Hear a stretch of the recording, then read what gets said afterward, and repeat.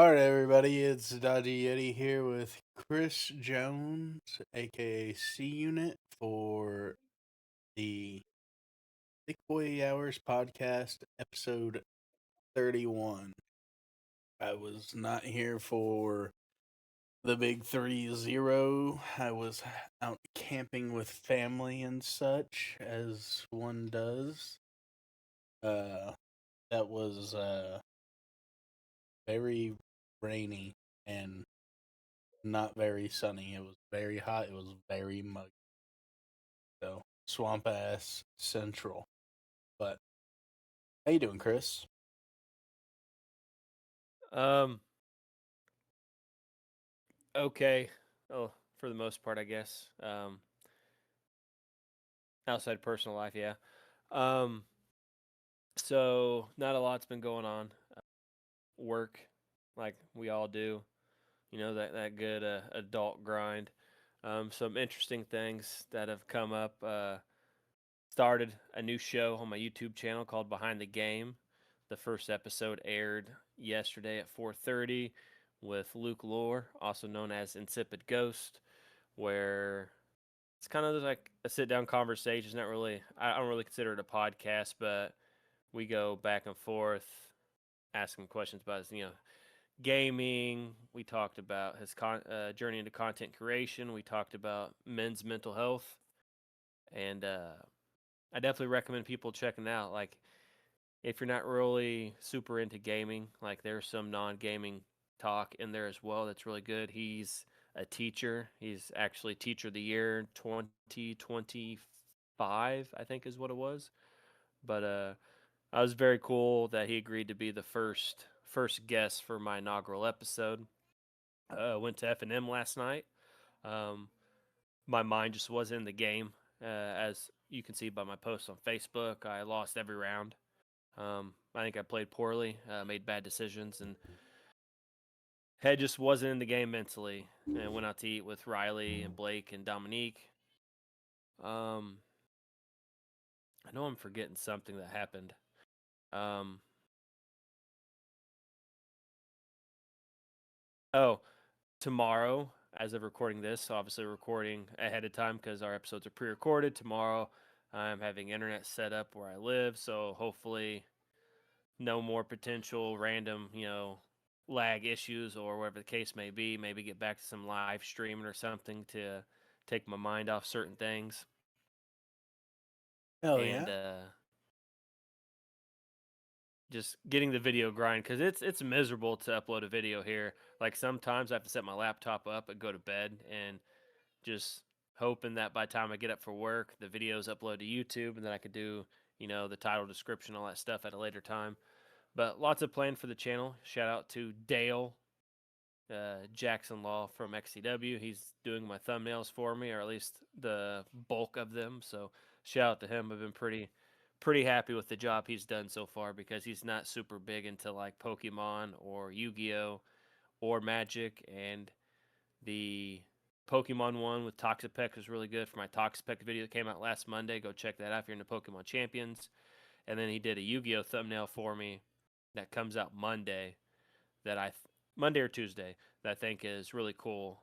And so, like a shout out to Dale, but ready to get into this last episode. Q and I, at the end of it, we didn't do a comparison because eventually it's pretty obvious. At some point, we're going to run out of things to compare each other to, and then we'll have to start comparing each other to fucking Doki Doki, High School Club, whatever. That's we're eventually going to run out. So Doki me and Q, doki. that's just the first weird one that popped to mind. I So have not heard of or thought of Doki Doki in a good long minute. yeah, this is the first weird one that popped up. So we gave each other the task. We gave each other an anime to watch. We chose one specifically that weren't super long because it would not be fair to try to have Q watch One Piece or something like that because he'd still be watching it. Um, so I tasked Q with watching Psychopass. As Psychopass is an anime that kind of caught me. Psycho Q's 2.5 says he's alive. So Psychopaths kind of caught me off guard when I first discovered it because it wasn't like somebody recommended it to me. Sometimes you will watch. Sometimes you'll be like, I don't know if it's the same for you, but like anything like a movie or a TV show, anime or whatever, like you'd be like, that kind of looks cool, but like I don't really have the time to wait for 3 episodes for it to get good. Yeah. To me, when I discovered Psychopaths, I'm like, I'll watch 1 episode, and if it's not good, we'll axe it immediately. But I watched the first episode, and I'm like, that's like an interesting concept of the crime coefficient where robots are monitoring people's like how likely they are to commit a crime and you have to stay under a certain level. So I really like that aspect. So I tasked Q with watching Psychopaths. And then Q tasked me with watching something called Memories. And it is a short 3 movie. I don't call it a saga or something, but it's a short anime that's got 3 little animated movies together. And so the first one, I didn't really. So I watched it twice because I tried to watch it really late and I fell asleep.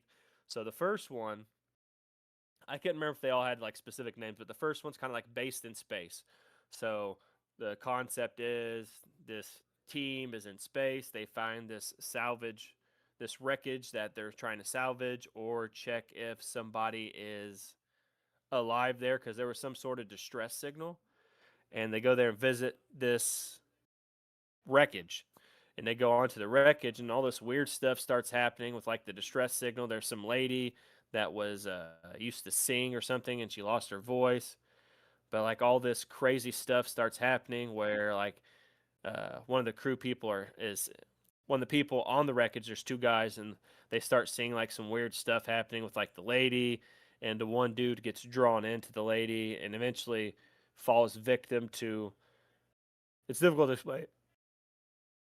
Sorry, difficult to explain, but he falls victim and kind of gets trapped on the ship. The other guy, the lady's showing like images of like his daughter. I guess I'm assuming that died. She fell off a roof. Maybe is kind of like the vibe I'm getting from this first episode. And I don't think he fell victim, but like all this crazy stuff starts happening, and I think their ship blows up. It's kind of hard to remember, but it was definitely all right. I enjoyed that one. The second one of the 3 is my favorite. It was a funny one. These people working at a medical lab, and they're like, I think it's around like the Corona pandemic or something, but everybody's fucking wearing masks. He's sick, and this dude takes this medicine off of like his boss desk, and this medicine is an experiment from like the national army or something like that. And the dude takes this medicine, hope that he's will help him with the sickness.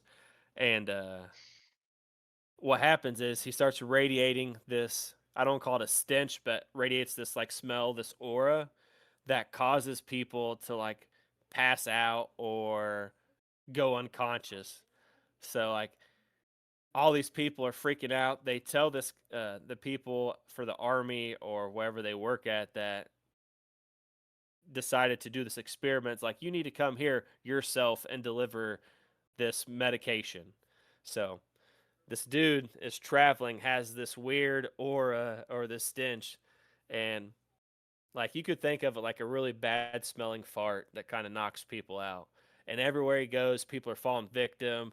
Like he climbs up on a roof, this helicopter tries to save him. Once they get close enough, like the people pass out, and eventually he goes under this tunnel. Like the army's trying to stop him from coming close. They give him this suit, so eventually he delivers the medicine, and there's like a whole bunch of like fog or weird smoke looking stuff inside the suit, and it's just that stench that's been building up inside the suit. And eventually he opens his mask, and everybody passes out, runs off, whatever the case was. But it was absolutely hilarious.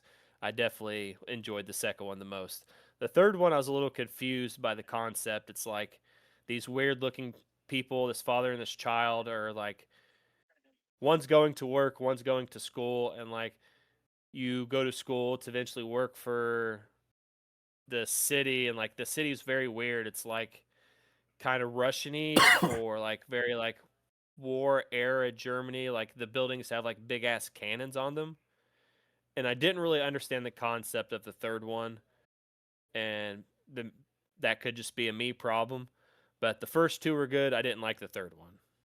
But as for Q, on the other hand, how have you been, sir, the past couple weeks? And then you were tasked with watching at least the first season of Psycho Pass. I've been good. Nothing crazy going on, except that when I took my notes to watch Psychopaths, I wrote Mob Psycho. So, so I watched the first season of Mob Psycho, which was also good, but not not what you told me to watch.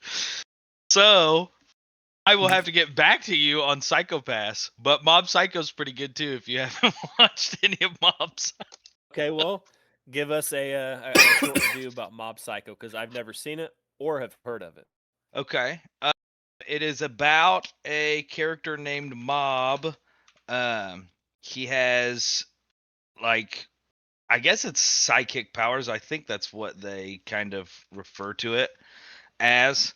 Um, and it seems like his psychic powers are based on his emotions. So he's just kind of this like normal dude, normal in quotations dude, and it's just about him kind of running around, and it kind of gives me the vibe that the more because he's kind of emotionless at the start, he kind of just exists and everything's kind of surface level, and it seems like as he's unlocking his emotions, his psychic power is getting stronger. But yeah, I kind of been watching it at night, so I'm not as I know you said you had to watch Memories a couple times to kind of get Yeah, because I tried to watch it Saturday late night because what happened was after the usually after the podcast is I kind of go to bed because I'm still like I take a nap, I get back up, and then I only slept for like an hour or two Saturday, and then I tried to watch it late at night, and like if I get super comfortable, it doesn't matter if I'm watching Sword Art, Psychopaths, Criminal Minds. If I get too comfortable, I will fall asleep no matter what I watch. So I watched the whole second one. I fell asleep during the first one. I watched the whole second one, and the third one I started. I'm like, I'm just gonna rewatch them all again, and then I did. And like I said, I didn't understand the third one, yeah. All but right. Well, it sounds like in the you still have something to Yeah, I'm look getting on at. Crunchyroll right now and putting that in the top of my watch. so when we don't have comparisons for the people watching, we just might give each other kind of short animes to watch. It's not very difficult, and reviews are good for, you know, the channel. So, but Well, um, go ahead. I did come across something yesterday. It's supposed to be a short film, so I'm trying to find it right now. But it was a short film called Dinosaurs in the Wild West. Uh, The trailer for that, or uh is the whole movie out? I was gonna say I thought that it was like out, like the short film was out, but it looks like it's just trailers. So never mind. Do not bother with me. What I am saying then. But That does look good though. The it did trailer is it thick. did also bring up that the Lost Wild uh game that is coming out for PlayStation. That The Lost dinosaur Wild. horror movie or dinosaur Oh horror game. yes, I think yes. that's going to be really cool. But yeah, Cowboy uh Dinosaurs of the Wild West whenever that comes out fully. That. But like I Well, said, never mind. but I mentioned my new show, Q. since you weren't here yet, behind the game, and I text you guys about it, and I want to have you guys on it at some point. But it's like a little interview style kind of. Not some people kind of think it's like podcast like. I think it's a little bit better. The first episode went live yesterday with Luke Lore, talked about gaming, content creation, men's mental health. Um, he's a teacher, so I think it was a unique conversation that two gaming people in the industry don't really get to have with each other. So whenever you have free time, you might put it on the background and listen to it or something. Heck yeah. But we got some topics. Not really a lot of good news lately. There's some, shout out to Assassin's Creed 4 Black Flag fans. Rejoice. We get to play that soon. I don't know if it's out yet. It is. It Sword Art on came out yesterday with Echoes of Ironcrad. Yeah, Sword Art Online Echoes of Ironcrad. Shout out to SAO fans. You will be slightly disappointed by some aspects. From what I hear, I've not played it myself.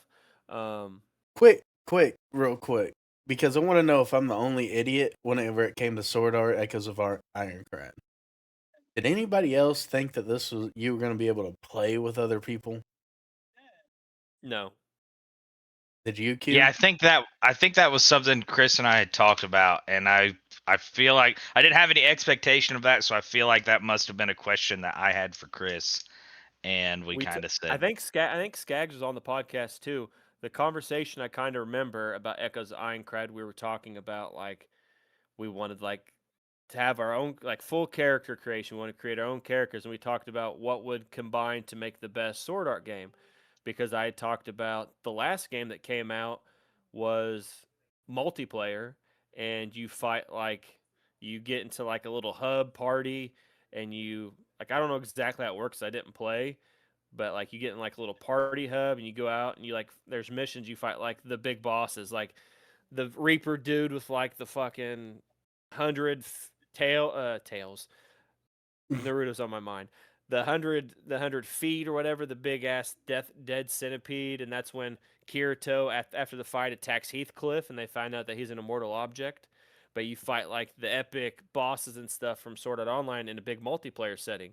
And then we talked about the previous Sword Art games and Echoes of Ironcrad being single player focused, and we talked about they need to combine the multiplayer aspect of whatever the last get fragmented dreams or daydreams is what the game's called, but that game with Echoes of Ironcrad plus a character creation in the future, and then that's how they get the perfect sword. I remember us talking about it, but yeah, it's definitely single player. Yeah, yeah, I didn't realize that, and tanked my excitement for it. I won't lie. However, I will say, I can share the video with you if you want me to, but there is a review for Echoes of Ironcrad on Lords of Gaming YouTube where Lord PD covered it, and it's a short, like 9 minutes, won't take long at all. But like, there's a transmog system, there's like some trading, like there's very good aspects. But from what I'm hearing, like there's like some plot holes or whatever. So if the plot hole thing will bother you, then there might be an issue. But if you want, I can send you our review at some point. I don't think the But plot lots of good. hole stuff will bother me at all because it's not like we're playing as Kirito. So, He is in the game. oh shit, get away from me! You're in No, you're every not. anime that I watch, and You every don't play as him. He's definitely in there though. I don't want to spoil too much. and he's gotcha. Lots of good definitely things. not dual wielding. Yeah, he's just using one sword at a time. Yeah, he's swapping hands. Lots Swapping of good hands. stuff coming out. Halo Campaign Evolved comes out this month as well, later on the month. So super excited for some of the games coming out. I'm still enjoying Pokemon Champions. I'm still a shitball, but I'm still enjoying Pokemon Champions. You're a toxic Um, shitball now. Yeah, I'm a toxic shitball now. I had a video come out Monday where I played Toxapex. Never until Wolfie took Toxapex to this tournament, I didn't even know Tox. Like, obviously, you guys have a better knowledge of like I would say like if there's like name as many Pokemon as you could name, you guys would probably name double what I could name because there's uh, multiple games that I didn't play or played very little of, so I had no knowledge of Toxapex. But someone posted a video on YouTube. It wasn't even a Wolfie video. Someone posted videos like, "This is why he's the world champion." So I'm like, okay, they're gonna show off some crazy Wolfie stuff. So I went and watched this video. It's short. It's like 9 minutes or so. But like Wolfie was playing this Toxapex team with Grimmsnarl and uh, but Toxapex just being able his knowledge as a pro, obviously the sports, video games, or whatever you're a pro at, like you're competing at a high level, your knowledge is insane. So like just his switch out knowledge and everything, and being able to baneful bunker. For people that don't know what baneful bunker is, it is a protect adjacent move, makes you immune for a turn or whatever the case may be. And I think it has a chance to poison the opponent if they do a physical attack or something like that. But Wolfie baneful bunkered like 3 times in a row, I think is what it was. And you have a 30, I think it's a 30% chance to use protect um like back to back. Like after protect 100%. The next time, I think is like a 30%. Like there's a very low percent chance you can use protect or whatever. And just the way he used baneful bunker multiple times in a row, it's lucky. But that with the switching out wide guard, I'm like, Toxapec's really cool. I'm really big fan of poison and stuff preventing people from switch out. I've talked about before on the podcast. I asked you guys if it was possible for like a field effect team with like stealth rocks, toxic spikes, poison stuff. How good that could be. But I watched that video. I'm like, that team looks kind of cool. And then Aaron Cybertrunk Zhang posted a video, which is one of Wolfie's friends, about a Japanese player that played a Toxapex team and was first on the ladder. I'm like, well, I really like Toxapex. I'm going to try it out. So I went in without having ever played Toxapex, and we ended up with a winning record. And it was some of the most fun I've had. I'm still enjoying Champions. I got my second shiny the other day. I don't know what Champions has against me, but I don't need a Sneasler shiny. I don't need a King Gambit shiny. Farigiraf shiny. Like I don't need a Charizard shiny. But please, Pokemon Champions gods, you gave me Mudsdale the first time. Tell me why the second shiny is Hippowdon. Give me something I can use. Give me something I can use. Pokemon Champions gods. Like he looks cool, but like Which he's version not. did you get? Did you get male or female? Male or female? Uh, Give me a second when you guys start Is talking. I'll it look it up. is On it brown or gray? Yeah. I will have to look it up on Pokemon Champions on my phone when we Okay. start talking. But all this good stuff's happening. However, PlayStation announced the other day and then went silent on social media till after Xbox did their thing. But PlayStation announced PlayStation games going all digital in 2028. I don't have a lot of bars on this topic, so I'll just say my piece real quick. It's a mixed bag. It's where we always knew the future was kind of going in all aspects. There's a lot of targets that have reduced or eliminated their electronic section of all DVDs and such. So like with Nintendo, like even Nintendo putting little codes and stuff in boxes. Once Nintendo does that, it's kind of a wrap.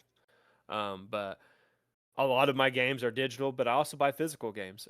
I have a Suikoden collection. I will always buy Suikoden copies as long as they're available, because that's me. Everybody has like their specific things they want to collect. Um, when it comes to playing physical trading card games, doesn't matter if it's Magic, Yu-Gi-Oh, Pokemon, One Piece, whatever the case may be. It's always, to me, it's always better to hold the physical cards in your hand. You get that physical human interaction. I get to see your facial expression. We get to shoot the shit. It always feels better to be physical. However, I'm a proponent for people having options. So eliminating all physical in 2028. they're eliminating that option. It's been announced by, I forget which journalist, but they said that PlayStation feels that the people that are going to buy the digital copies far outweigh people that are going to buy physical, and they can support their platform by digital sales only. And PlayStation also announced that, and like I don't have the thing pulled up and I don't want to look for it, but PlayStation also announced that they're not changing their retail distributions. So what that means for people that don't know is if Quentin wants to buy Uncharted 7,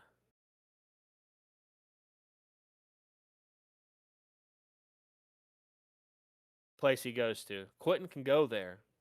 He can pick up that physical box of Uncharted 7. And when he goes home, he takes the plastic off, the difficult plastic, it takes a minute to get off. He opens that case. There will be a digital code inside that Uncharted 7 case. So, Which makes PlayStation is, no sense. No. Because if you're Yes. going to continue to produce the boxes, the art, the everything for it, there's no way that it that much more costly in the grand scheme of things to put the disc in there. In the grand scheme of we're a multi-billion-dollar company every single year, they're not losing money on physical discs. They're not, nothing about the system that they have created has ever led me to believe that they're not doing anything but making money. And that's the bottom. They've never lost money. When people will buy the same exact game, be it Call of Duty, be it Madden, be it FIFA, whatever it is, they've been buying the same game since 2003. Consistently every single year, and upgrading their consoles and uh male. It's female. Oh, it It's is female. Yeah, it's female. It's the red symbol. Nice. But they've been making games like that, not to mention the bangers, the Halos, the God of Wars, the console exclusives that have kept both of these. I know we're not talking about Xbox right now, but they're probably in the same boat, and we're just waiting for somebody to say it, which is kind of the vibe that I'm getting from all of this. Is if Xbox was going to do it in 2027, they're going to wait till 2029 now so that PlayStation takes all the heat. But they're not losing money no matter what anybody says. They're not they're doing nothing but creating an environment where they will make all of the money and you will own nothing for all of the money that you spend. We're already all too comfortable with the Netflixes and the Amazon Prime video and all of these services where you don't get anything. You're paying for literally nothing. You own 0% of anything that you've ever consumed on any of those sites, and they're realizing that business model is badass when it applies to everything in the world, because the less that they physically have to give you and the more that you have to rely on them, the more money they make. And then they can also determine the prices. PlayStation's already talking about taking stuff away from people They when did. you don't log And on. to stop you real quick, and then I want you to continue as I Yeah. add this in, is over. I don't know the exact number, so I apologize if the number is slightly incorrect, but you'll get the importance of the situation. PlayStation has eliminated over 500 movies and TV shows or something from their digital library. Yeah. Not only that, my PlayStation account, as it sits, is probably been deleted as well. Because any PlayStation account that sits for longer than 3 years is being deleted. And you will lose Wow. all the digital content that you had. No shot. Yeah, so I've more than likely do not have my PlayStation account. I need to log on to PlayStation then. Mine's probably gone too then. gonna say I don't know when that actually rolls out, but I do remember seeing some information on that. I'm checking it right now, actually. Yeah. But just to continue, I was pretty much at the end of my point. Is that we are allowing them to do this to us. Now, this is kind of backwards, but I do play a lot of games on Steam, and I do not buy the physical games. I buy them off of Steam. But I feel like the difference is when it's Steam, I know what I'm getting into. I'm buying the game.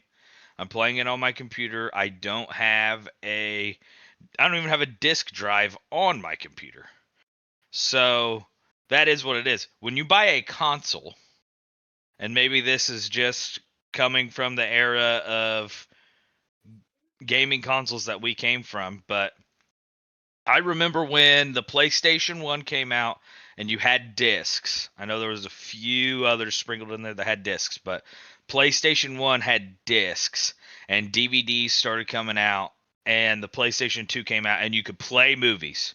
So not only did you have your badass PlayStation console in your room hooked up to your TV, any DVD that your family had, you could pop into that bad boy and watch movies. No longer did you need the VHS player. No longer did you have to wait for movies to come onto the TV and sit through commercials. You didn't have to go rent them. You could buy those movies, watch them on your console. So from then on, every single console played discs, and you always had that ability. So do you guys think that their idea is eventually they just will, I mean, PlayStation will have no need to put a disc tray on there, right? So you will just you'll buy a PlayStation console, what would they call that? The digital version only, but Mm-hmm. that'd be the only console that they would make. And then you essentially have a proprietary piece of hardware that is essentially a computer without 75% of the features that a computer has. Yeah, that's what I actually accidentally bought my little sister a PS5 digital only version. I Yeah. thought I was getting a normal version, and it had a long list of shit, and it went period, and I didn't realize that I had bought the digital only version. But to get back to the to backtrack just a slight bit, Yeah. this has been in their terms and terms of service since October 2017. In 2017, it was actually only 24 months. And then in 2019, it got updated to be 36 months. So Mm. they've been looking to thin the herd for a while now. It's funny that you mentioned you accidentally bought your sister a all digital PS5 because uh, I didn't get mine when it first came out because obviously the Xbox and PS5 came out at the same time and consoles aren't cheap and I had the money for one of them. I went with Xbox because it comes out first and most of my games are there, but I did get the PS5. When I got my PS5 and for a long time after that point, the digital versions of PS5 were like a diamond and like a needle in a haystack. Like you couldn't find an all digital PS5 for some reason. So it's kind of funny that you accidentally bought one because I'm very deep into the gaming community and everybody was talking about how they always had disc trays. Now, as for Q's question, um, I think when PS6 comes out, Xbox I'm unsure about because Ashes flipped the gaming industry on its head. So who knows how the next Xbox Project Helix, we don't know what the name of the Xbox is going to be, but Project Helix, who knows if it will have a disc tray or not. However, the PS6 will not have a disc tray. Um, I don't even know if they'll make like a proprietary substitute, which is where you literally just Plug a USB plug, yeah, USB plug in a disk tray or whatever the case may be. But like, if they did do that, like they could make a lot of money off of it. I just don't know if they will. If they don't, and Xbox's next Xbox is just a digital version, I think Xbox would do the proprietary disc situation. But before I forget, I also want to mention, because we talking about PlayStation going all digital. There is a rumor in the works of being able to take your Xbox disc. I know I'm not going to say it correctly, or it's not going to sound as good, but you're supposed to be able to take your disc and completely make them digital.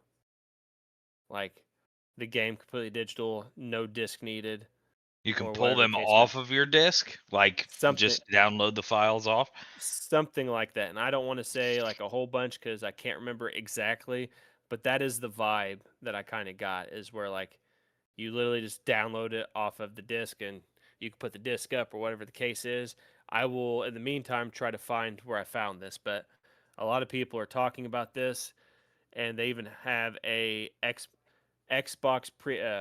preview program, the Insider program. Like there's a new ring that's under work, and Xbox put out a statement that said, "Just wait, you won't want to miss our next update." So don't know what that means, if it's related to the pulling the games off the disc or whatever, but that is something that Xbox is rumored to be in the works of doing. Now, not that I condone any of this, but something that I have been seeing a lot of people talk about is the legality and the technical loopholes that will arise from not actually owning games anymore.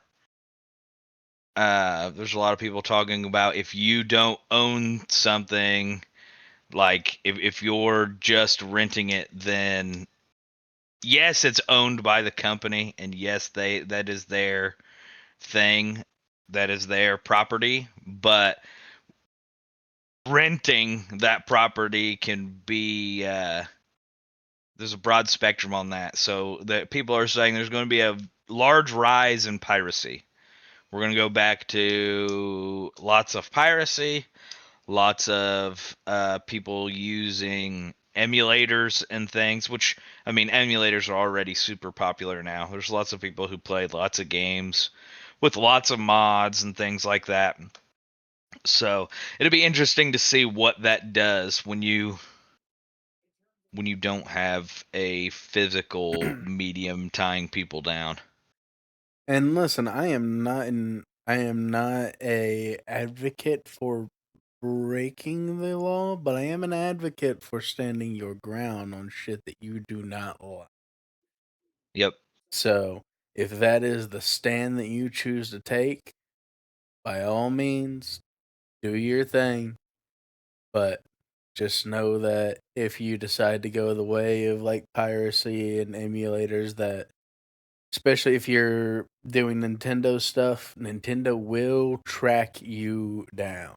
And I Yep. don't imagine that PlayStation's going to be very far behind them when they start seeing all the dips and sales and fun stuff like that. Whenever, if that ends up being the mass majority of people when this change goes in goes fully into effect. And if I'm being honest, guys, I'm kind of already over it. We're talking about $80 plus games is the standard. You don't own them. When they come out for up to 2 weeks, there's a patch, if not two, a day to try to get the game even playable. You have microtransactions that will tear you apart. You have a season pass for everything. Uh, you we're to the point where the capitalism of it all is so it's so out of hand at this point that I'm almost over it. Like I've liked the idea of GTA 6 for a long time. We've finally got a release date and everything. I don't know if I'm ever going to buy that game. I won't. They're talking about how expensive it's going to be and all of the microtransaction shit already before we've seen even 10 minutes of gameplay, maybe even any gameplay. I don't know if that trailer had any actual gameplay in it that we got. I don't know if it's the same for you guys because I'm obviously a little older, but um, I've not I've played some of GTA 5 online just because we had like a community night with Fun Speculations YouTube channel or whatever the case may be, and we're all just playing online doing random stuff. But like I haven't been into like don't get me wrong, I'm sure it'll be a great game. People will enjoy it. It'll make buku money.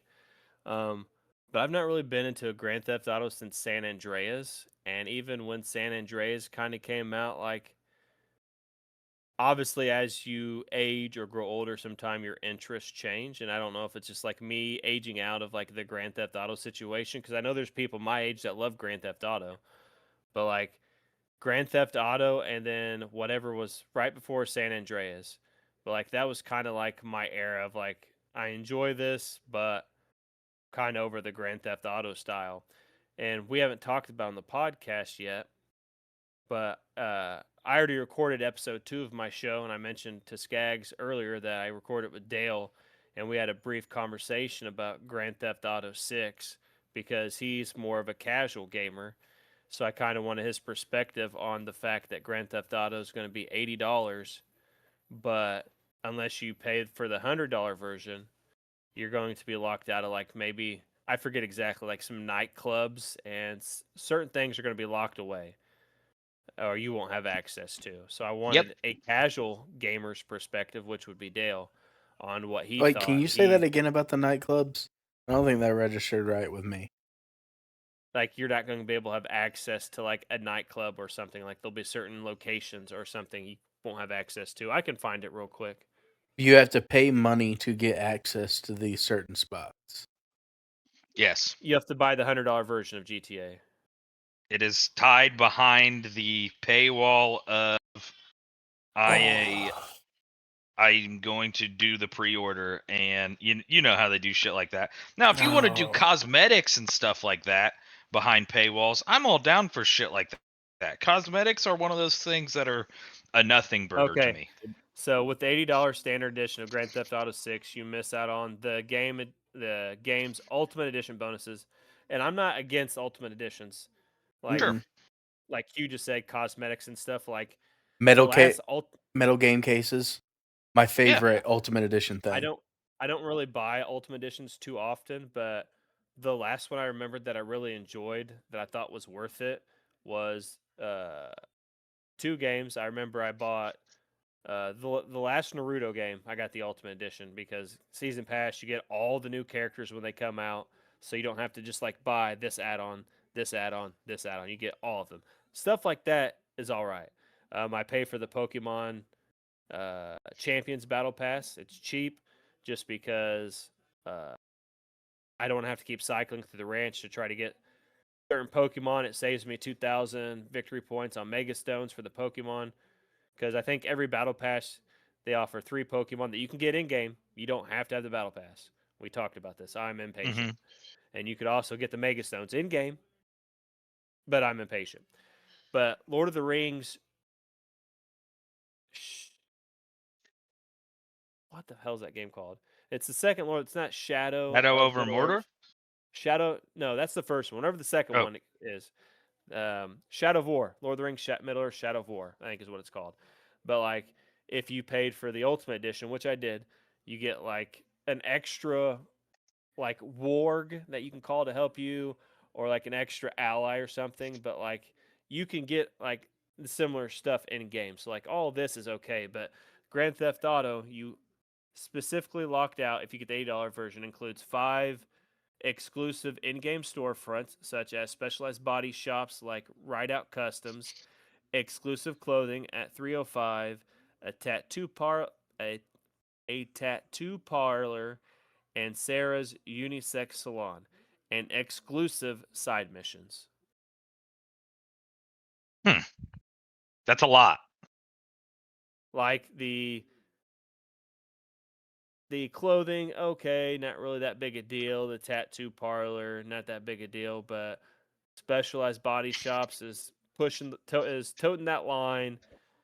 Maybe the unisex salon. I think that's probably sounds like a nightclub. I don't know, but stuff like that's toting the line. But you're locking out exclusive side missions at the start of the game's launch.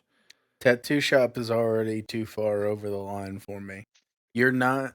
I'm not going to pay for a game when I can't access all of the game. Not Now, ha- and I don't even want. I don't even want GTA 6. So yeah, like that's not. It's my definitely not hurting my feelings to not get GTA 6, but son of a bitch, man. my That only thought that makes that okay is if these are like location based and they're like easier to get to, right? So if your main hub, if you're in the middle of the city, and all of these locations, because they sound like it's just a specific tattoo parlor, it's just a specific mechanic shop. So not that I think that that's fair, but if it's just like, well, you can't use this one that's close and um more useful to stay in this area because you didn't buy the special pass, I still don't agree with that. Yeah, they are specific locations, Yeah. but specific but you know shops. what's gonna happen, right? Is like you're only going to be able to get these certain clothing items, these certain tattoos, these certain body modifications for your cars, whatever, at these spots, and they're gonna Oh be yeah. the best. Uh, they're gonna be the best mods. They're gonna be the best tattoos, the best clothes, the ones that they make that everybody's actually going to like. Yeah. So they know exactly what they're doing, and Oh yeah. They've been doing the shark cards for years. So they know. Yeah, yeah. Uh, but back. Go ahead. uh, I accidentally bought one of the giant whale cards one time. Good Uh, lord. yeah, the like That's $100 funny. ones because everything was messing up, and it wasn't like I would click on one of the cards, but it wouldn't pop up like, "Hey, do you want to buy this? Hey, do you want to buy this?"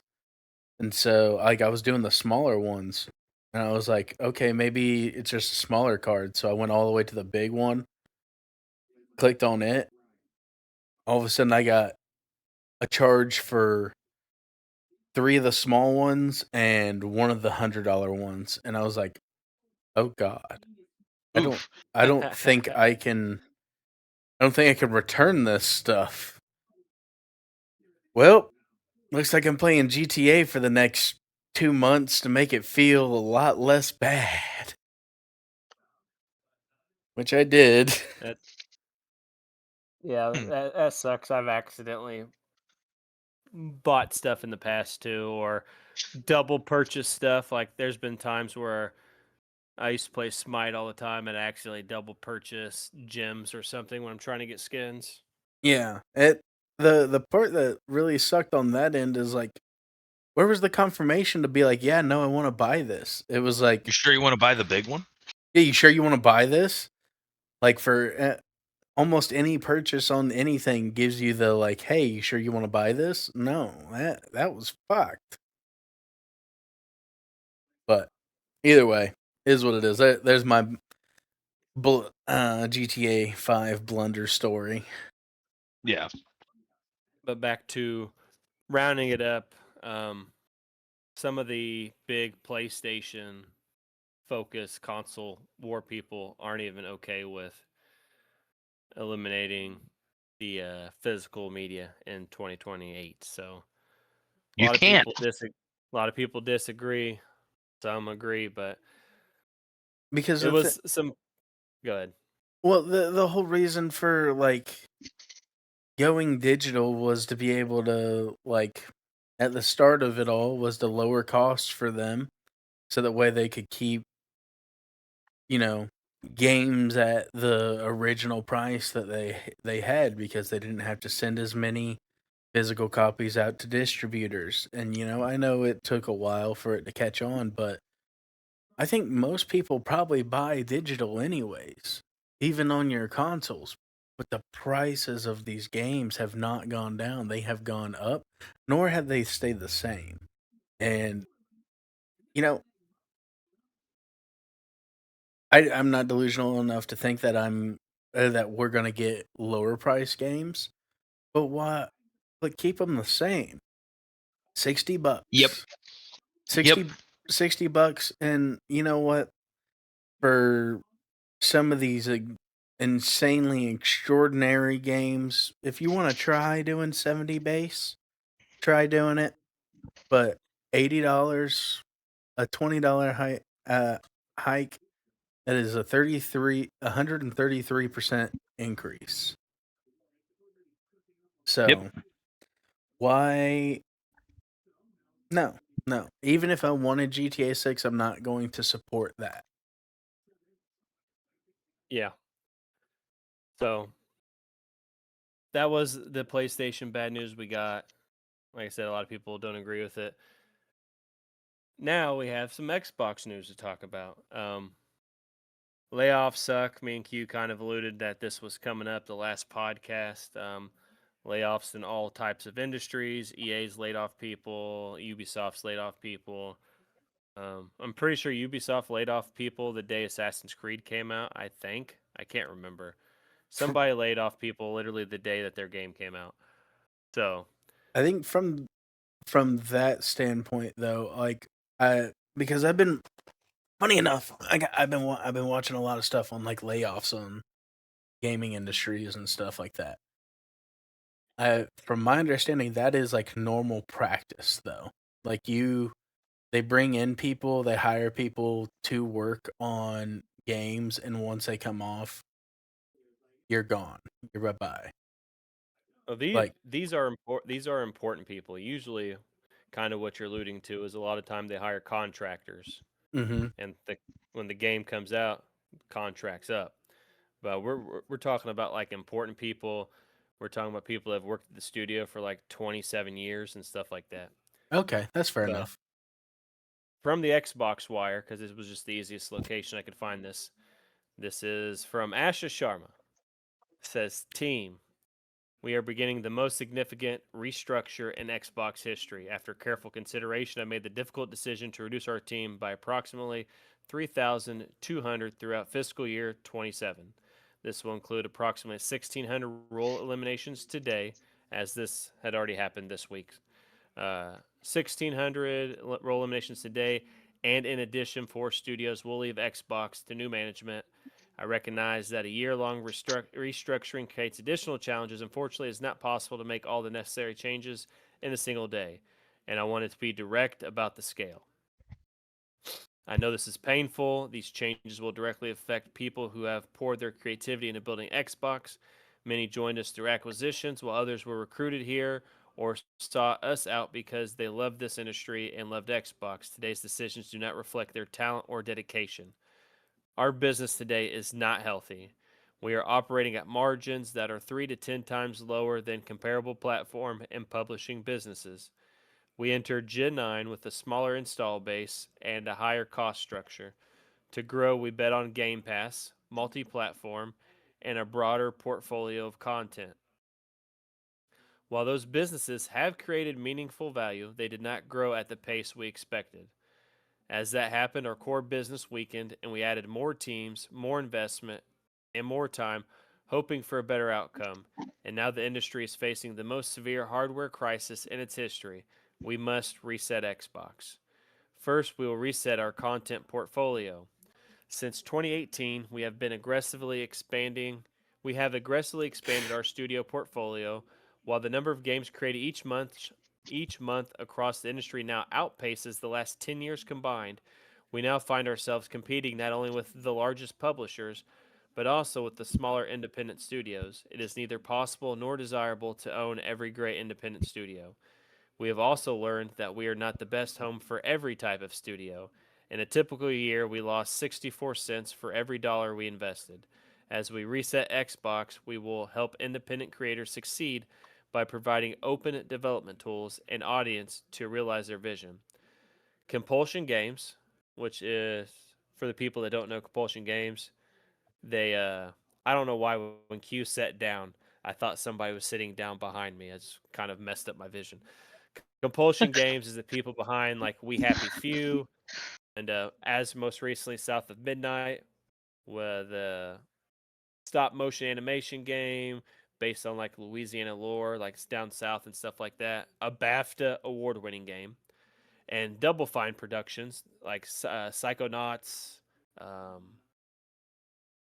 Kiln's the game they just came out with, but I forget the other game off the top of my head. But Psychonauts is a big one from Double Fine.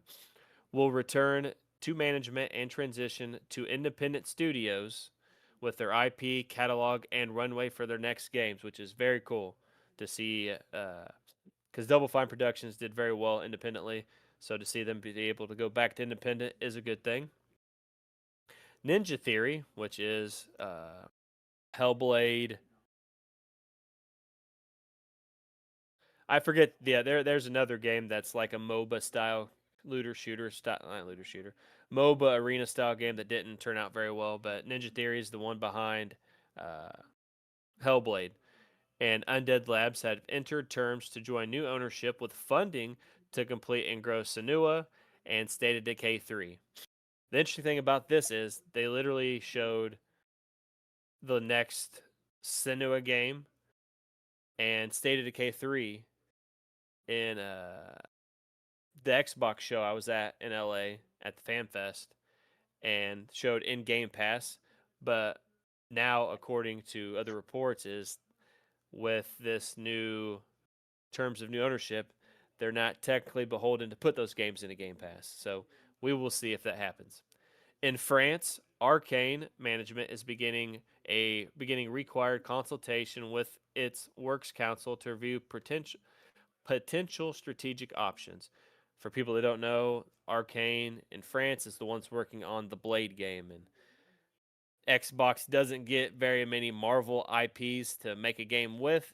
So Blade is a pretty important game. I know a lot of people want it, but Blade is supposedly over budget and has been partially delayed. We are also making reductions across other units and in some cases shifting investment to focus on higher priority projects. These changes vary in size across Activision, Bethesda, ZeniMax, Blizzard, King. For people to know, King is Candy Crush, Mojang, which is Minecraft, and Xbox Game Studios. None of our first party publicly announced games or projects are being canceled as part of these reductions. In addition, Mojang and King will now report directly to me. That's directly to Asha Sharma. These two studios become platform have increasingly become platforms and are our largest monthly active players. They bring critical geographic, demographic, and differentiation to Xbox. And for a lot of people that don't know, I don't know if it's later on in this, but for a long time, Minecraft alone was funding like Xbox's investments. That tells you how much money Minecraft makes. At one point in time, Minecraft and Roblox were like one and one with each other. But Xbox has investment in Minecraft has died off over the years, but supposedly they're going to reinvest back into Minecraft quite a bit more. Second, we'll reset our platform. We know that great technology gets better when it gets simpler, not bigger. Today, in some parts of the company, work passes through as many as 14 layers of management. I get irritated at work passing through one layer of management. I was waiting for you to get to that moment because I watched a video on her statement and I wanted to bring this up. Name, can you, either one of you motherfuckers, think of 13 other fools that you trust enough to layer a situation tell a situation to the next person and it ends up being the exact same by the time it gets to you. Oh Because no. Yeah. And not I only that, there's not 13 layers anywhere in the world where it's not something that is just that is a scheme. There was one guy in charge who's like, "Gosh, I have a lot on my plate. Here, I'm still the bigwig, but I'm gonna make you second in command because I got a lot on my plate." And he gave that dude a majority of the responsibility, and that dude did the same thing, and so on and so on and so on, to the point where no wonder they started their statement with "We're hemorrhaging money," and then they just said we have 14 layers of upper management that fucking we have to get rid of. That why didn't they get rid of those people first and be like, okay, so we have like 3 people who fucking are at the top now. Let's see if we save a shitload of money by not paying 14 high-ranking people their salaries. Let's see if we can take that down to 3 and keep on making physical games and keep 17 studios that we didn't have to get rid of. That pisses me the fuck off. yeah, It's funny you mentioned 3 because we'll get there in a second. yeah, Um, I think that is going to be an insane move. It was an insane move to let it get to that point, but yeah, I think that acquisitions that's and stuff probably added up over time, and they Oh yeah. sort of yeah, trimmed the fat. like as they get studios. Oh, I need a guarantee. I need this position or better. Like blah blah blah blah. Need to make this salary, but it's good to see that they're starting to trim the fat from the company, because that that baffled my mind whenever I heard that. Like 14 layers. I know about 3 people that I could have. Like if I'm a big wig, I know about 3 people that I know that I could have under me and we could actually function well. And that's about it. But today, in some parts of the company, work passes through as many as 14 layers of management. Our platform teams are 40% larger than they were at the start of this generation, which, for people that don't know, is 2020 essentially. Even as our player base and playtime have declined, that complexity has slowed decisions, blurred accountability, and made it harder to deliver for players. As we reset Xbox, we will simplify. We will reduce management layers to no more than 5, and where possible, 3. We will deliver success through a flatter organization that's built around makers, individual contributors focused on building, player coaches, leaders who remain deeply involved in the work while developing their teams, and directly responsible individuals, or also known as DRIs, who own key decisions and outcomes. We will streamline how we work across our tools with a cleaner code base, shared services, and 50% reduced vendor spend. Third, we are resetting how we operate. As Xbox grew our headcount, we became more fragmented. Teams, studios, and functions often operate independently, and it became harder to work towards a shared goal, make the right trade offs, and get things done. For the first time, we are establishing a chief operating officer with end-to-end uh, P&L responsibility. P&L, for people that don't know out there, is profit and loss.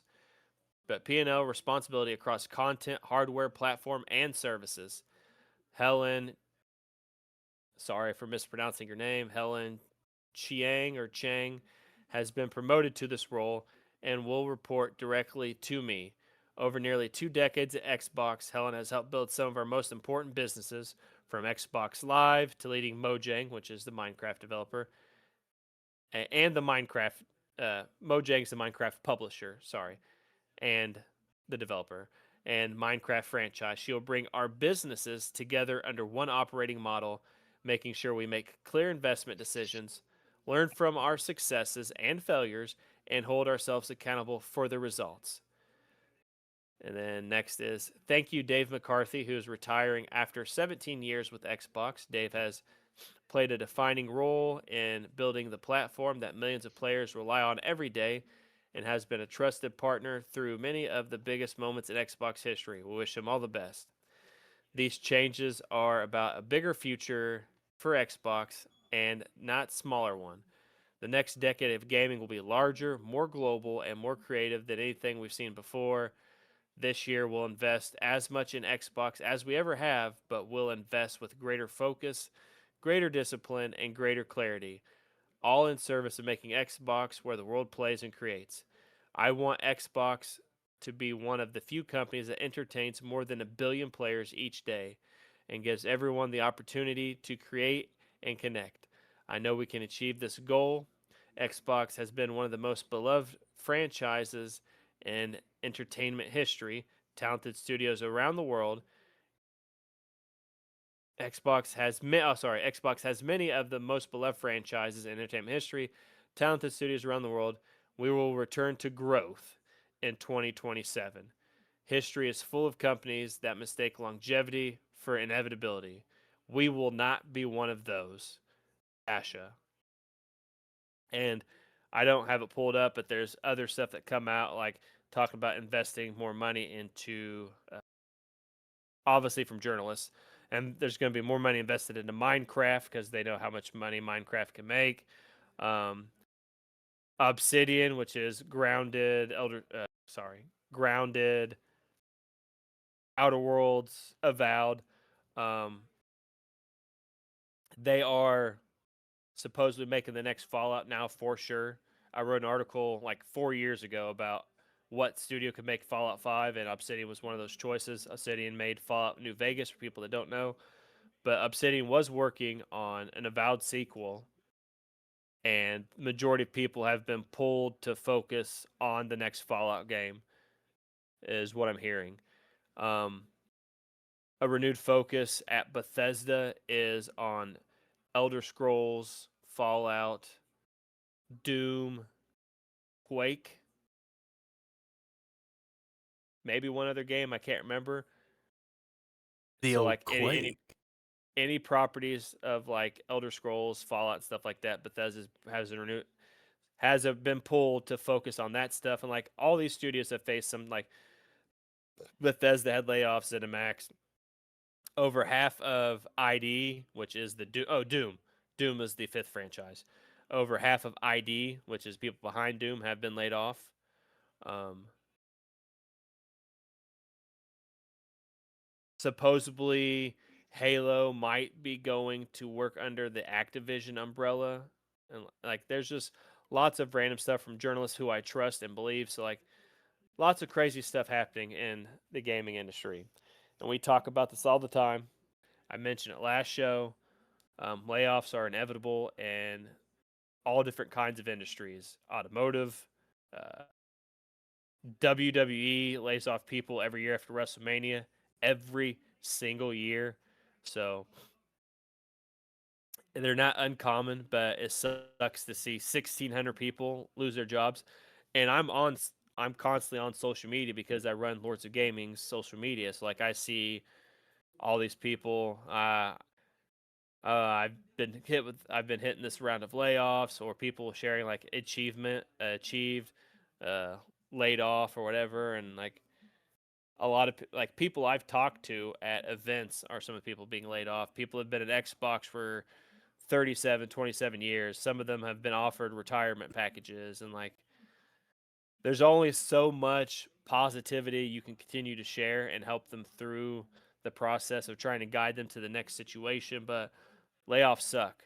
I've been laid off once, but everybody was laid off during COVID, so it didn't really matter. But it's not a good thing. So, what do you guys think about the big Xbox reset? Um, kind of like you said, it's sad to see a bunch of people lose their jobs. It really is, and I think it makes it feel even worse when it's actually a really good thing for everybody else. Like as a customer, it's really good for us that they are trimming the fat from their company, but it sucks to celebrate somebody losing their job. But the flip side to that is that I think it's a wonderful decision by Asha. I don't think that it was very sustainable for them to have that many people. The workload might be a little bit much, kind of like what he was saying, but like that doesn't mean just start adding people like crazy. Like even my job, like we're talking about adding another layer, and it's going to be a full year long discussion before it happens, if it happens. But I don't think that those discussions were there for them. I think it was exactly like Q said. Some dude just didn't want to do his work, and that's what happened. They just said, "All right, cool, there you go. Out. Here's somebody to help you or whatever." But the something that was really cool and all that to me, I don't know if it was for everybody else, but the letting certain studios find other avenues that weren't Xbox, and they weren't like these little. It wasn't like little small piddly ones or anything like that. Like there were studios and companies that have done quite a bit of very well liked games, and And they let them. I do want to reiterate before you continue. They let them keep their IP. Like yeah, a lot of people don't know is Xbox technically owned Hellblade, the motion capture for Hellblade, and just the overall tech around everything that has to do with that. So to let Ninja Theory go to another ownership and State of Decay, like all the stuff like they've been working on, like they have the funding to finish their game and giving Double Fine and Compulsion all the IP, the stop motion for South of Midnight, just everything like that is definitely good. but that I think it's W's all the way around for Xbox. Some not so fun stuff for the little fella, but that's how everything works. What do you think, Q? Yeah. You hit the nail on the head with the whole. I mean, it sucks. It sucks for the people who are getting laid off, but ultimately, it seems like even though a lot of people have a lot to say about all the updates that she's been giving and everything about Xbox, it truthfully seems like they're going in the right direction. It's just that she has to do a lot of stuff right here in the forefront that doesn't feel very good and isn't very good. You got to kind of you got to cut it off and start over sometimes, and that sucks for the reputation of Xbox. But ultimately, what are you going to do? You either got to do it, or the company fails. Yeah. And she made a statement we've talked about before. She thinks Xbox can be in first place by the end of 2030. That's a lot of work. Uh, Yep. well, good news to her. If PlayStation keeps doing what it's doing, they might be in first place by end of year. Yeah. If they stay up to their bullshit, by 28, PlayStation might not even be around. I mean, yeah, absolutely. But it it's weird how everything's kind of seeming like it's mirroring. That sounded weird to say. mirroring when the Xbox One came out, because it seemed very like, well, we're getting out of the gamer thing and going towards like how the Wii was the home console and trying to be the home console, and Yeah.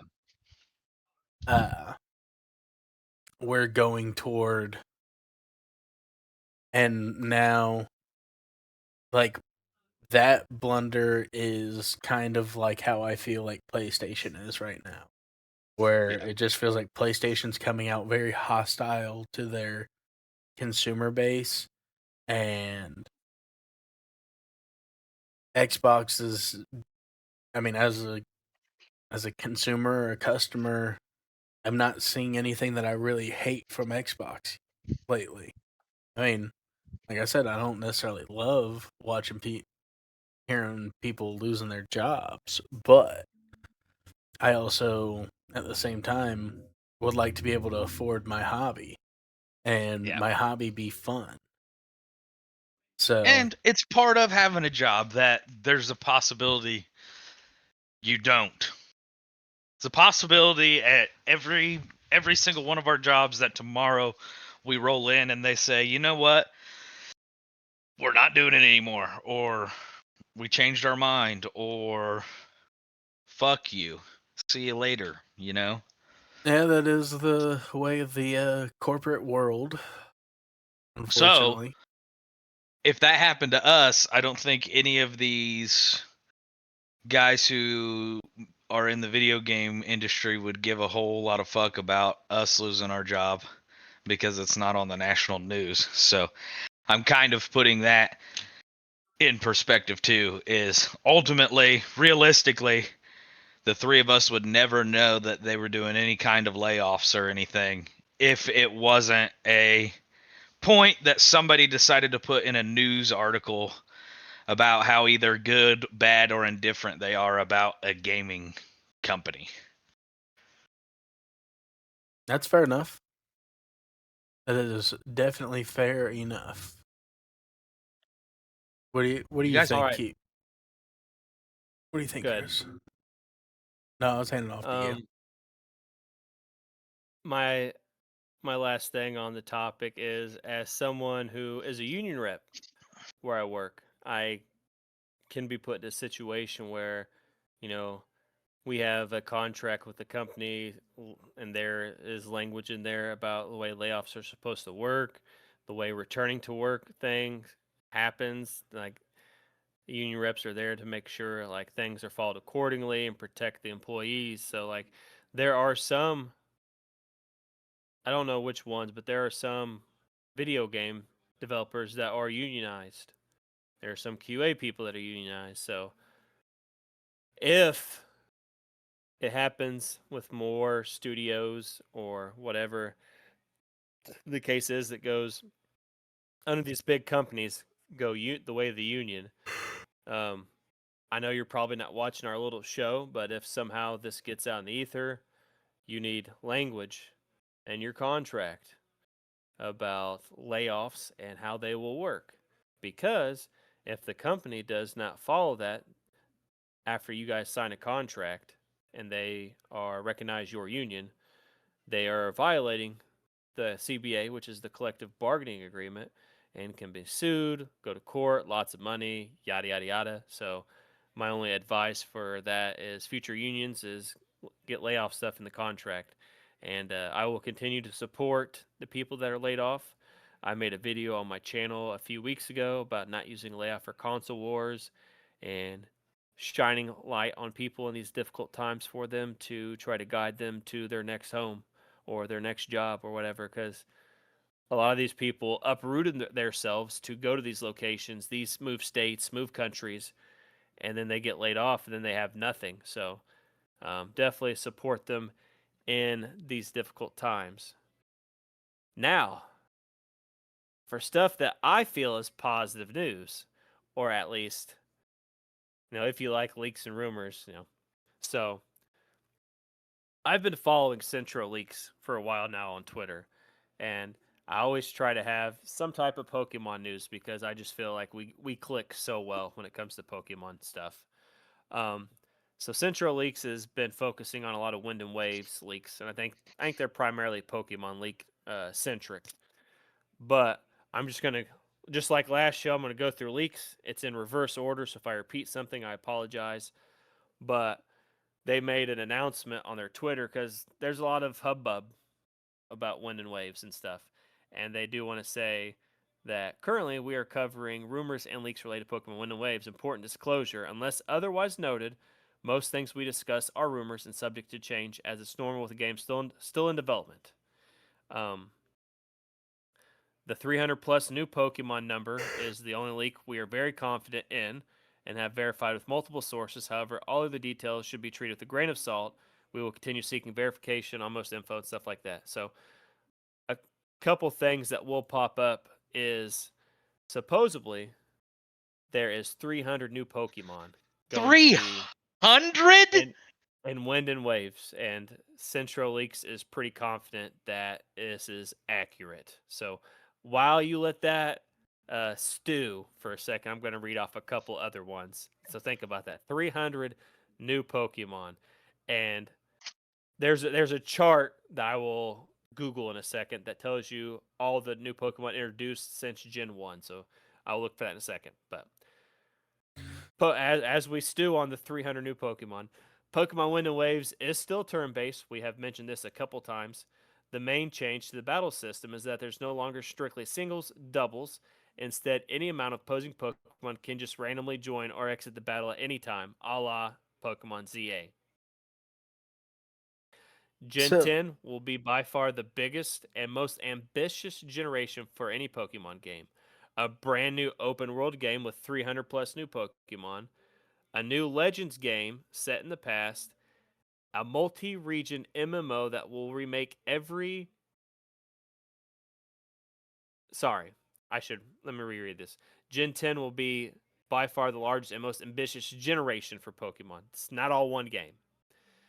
A brand new open world game with 300 new Pokemon, Wind and Waves, a new Legends game set in the past. We talked about this last show.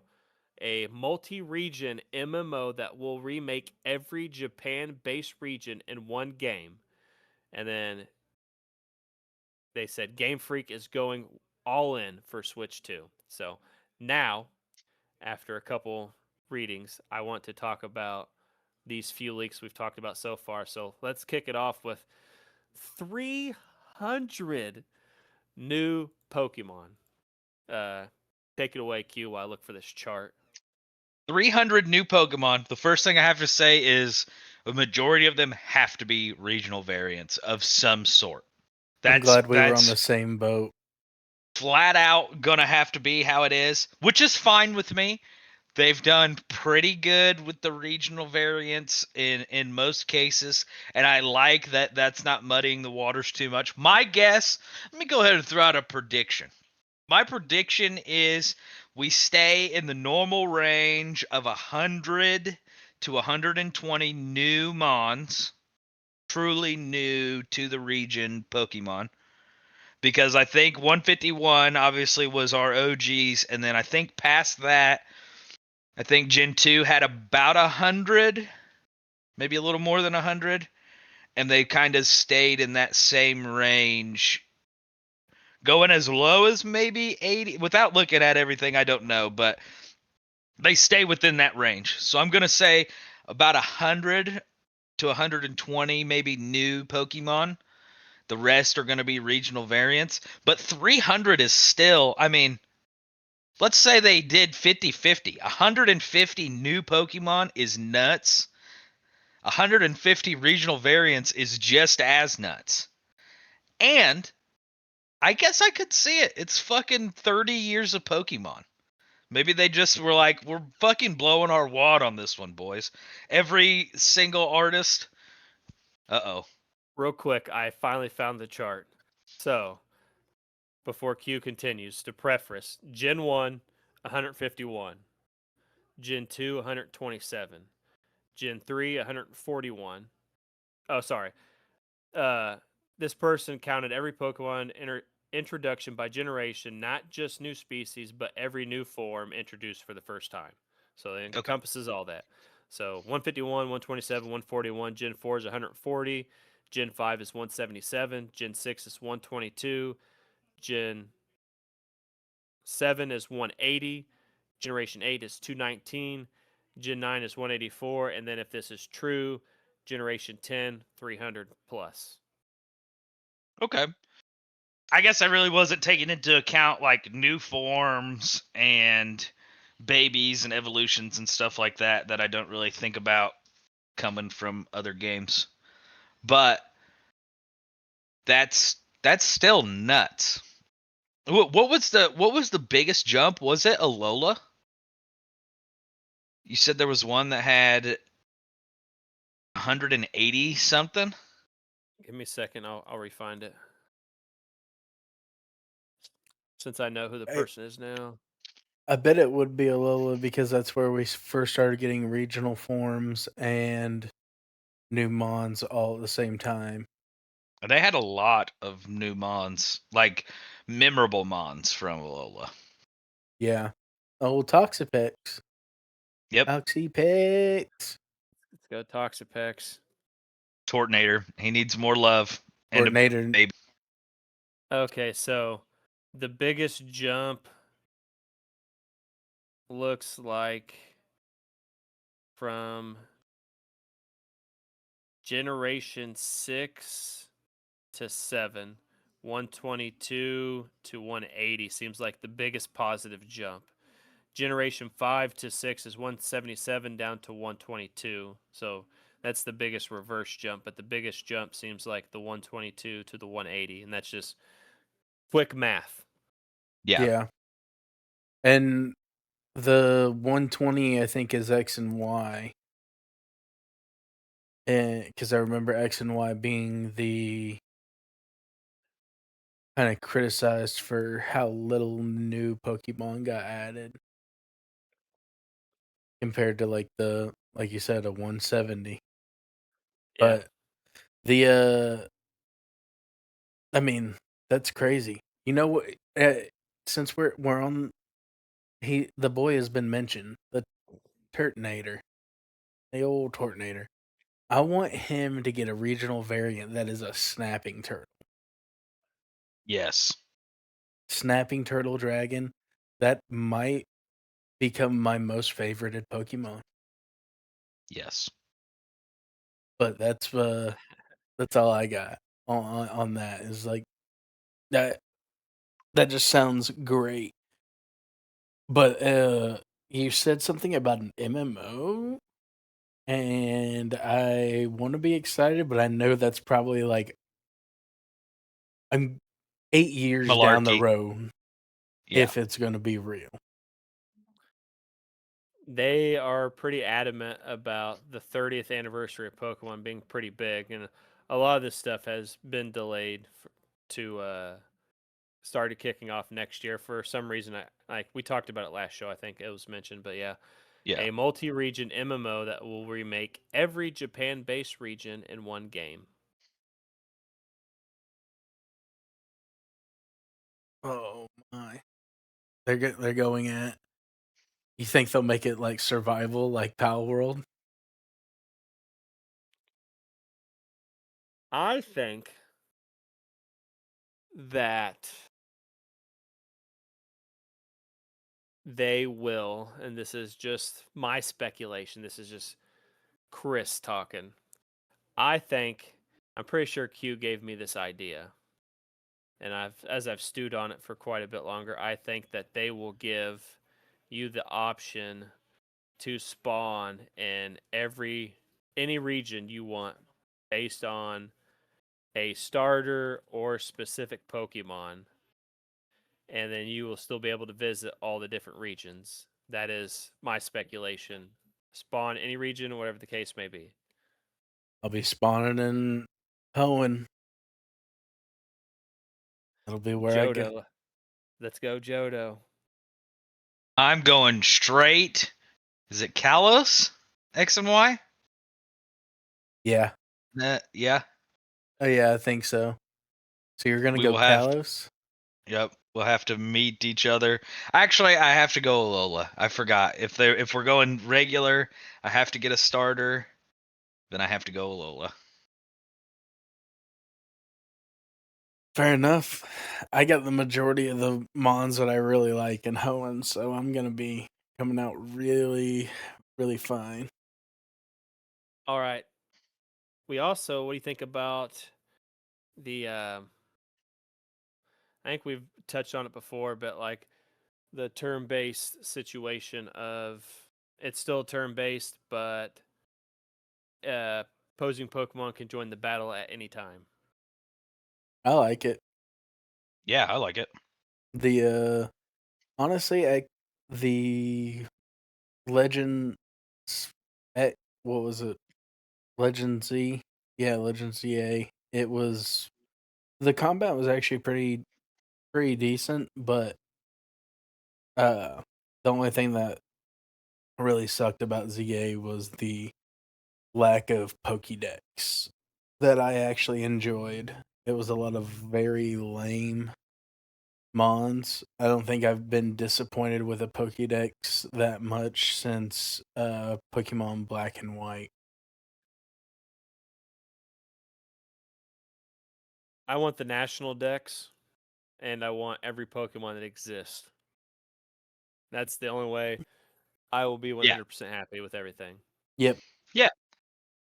Yep, because I What? need to be able to make my Right. dream team. Absolutely. What do you think about a new Legends game being set in the past? That's where they should stay. Always. Legends games shouldn't be present or future ever. They It, want if they want to give an easier option to get some of those older Pokemon into newer games, it'd probably be a good way to do it. Well, well, the thing that I like that they did was we had the Hisuian region way back when in Arceus Legends. Everybody liked it. We got all the Hisuian forms of Pokemon. What they did in Scarlet and Violet was they just had a girl who was from the region that used to be the Hisuian region, I think is how she describes it. And they have kept those lines of Hisuian Pokemon. So they still exist in the world.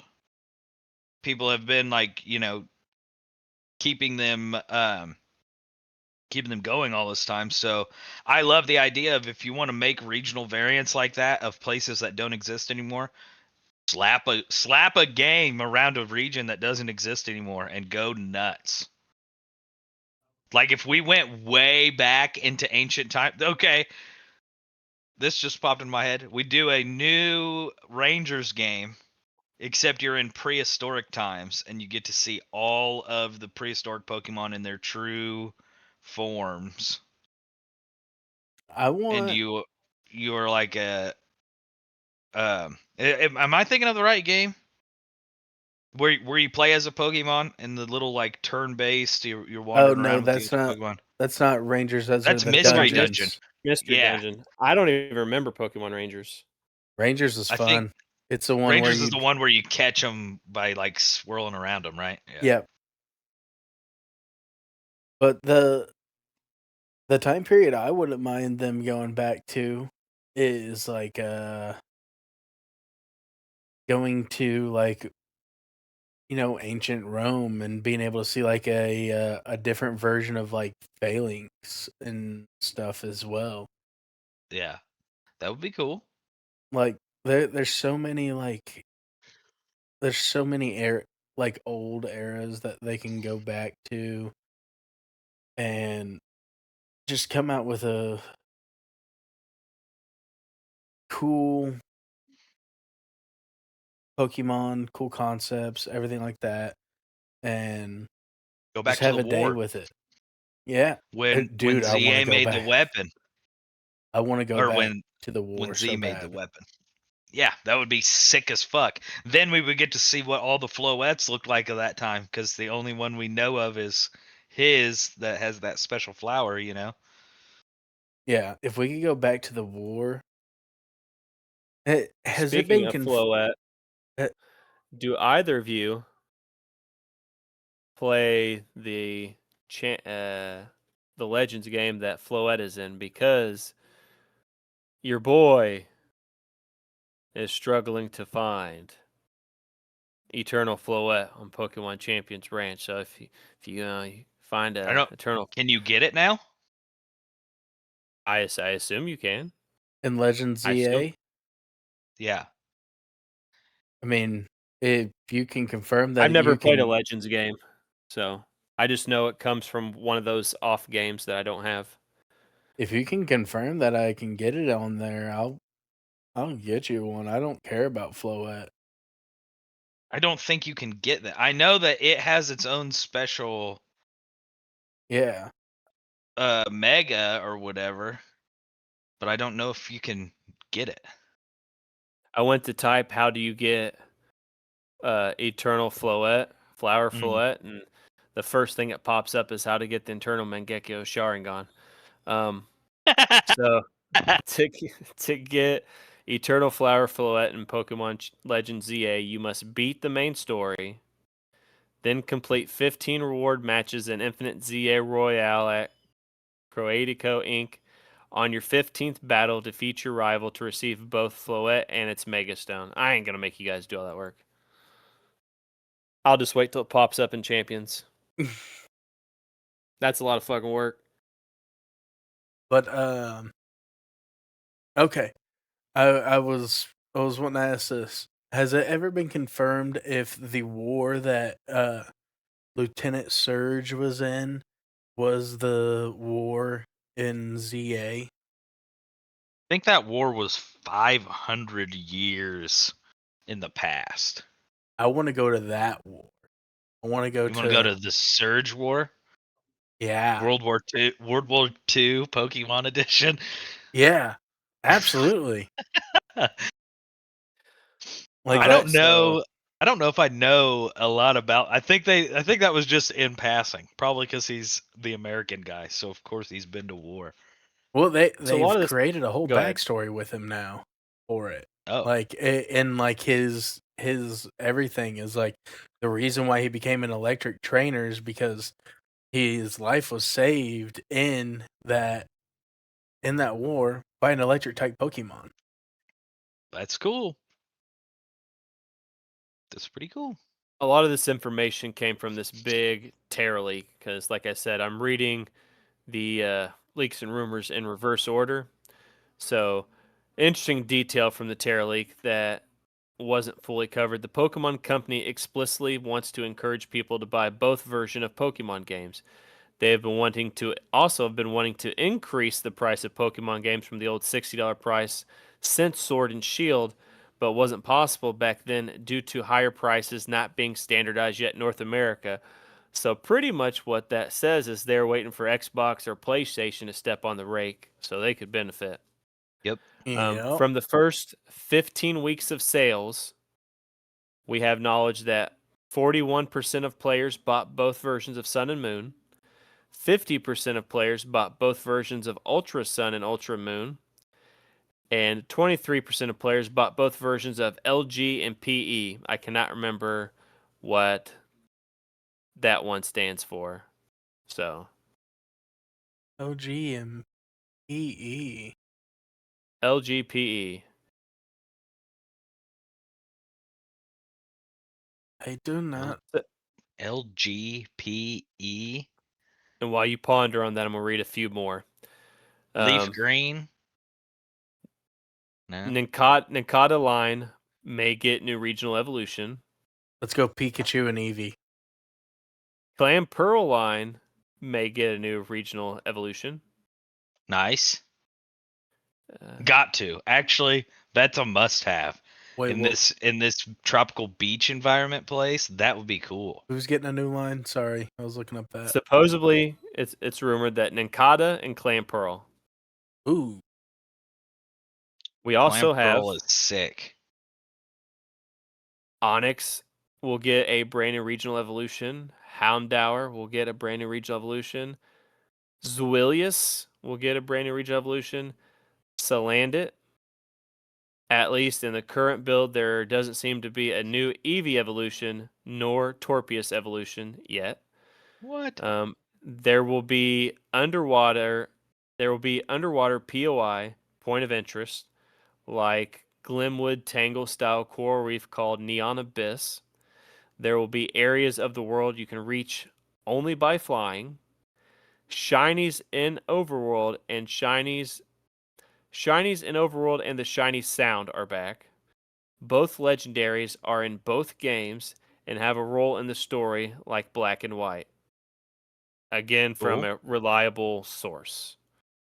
So, what do you think about these regional variants? Once again, Nincada, Clampearl, Onyx, Houndour, Zuilius, Salandit, and then like the underwater point of interest and getting certain areas only by flying. The shinies and overworld are back. I think getting certain areas by certain game mechanics is okay. You think about they've been doing this for a long time. You think about all the way back to Ruby and Sapphire with the acro bike and mock bike. You can only get into certain areas by like going fast with the mock bike, or the acro bike would let you jump. So I don't really care about negatively about some areas you have to fly to get there. I think that's cool. Yeah. And all four more regional variations, more Pokemon's always good. Yeah.